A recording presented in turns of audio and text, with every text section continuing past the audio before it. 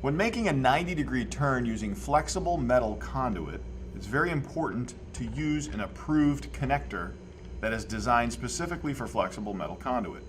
Garvin Industries squeeze connector are one of the fastest and easiest ways to do this.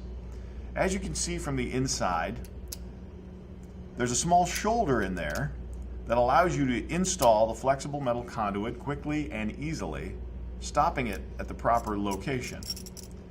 You then pull the conductors through the cable and where they're going to go into the box. To secure it, use the 2 set screws on the top, like so.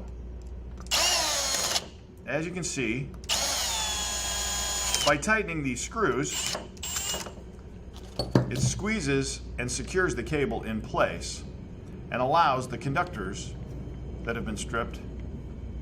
You now have a quick and easy 90-degree turn on any electrical box, cover.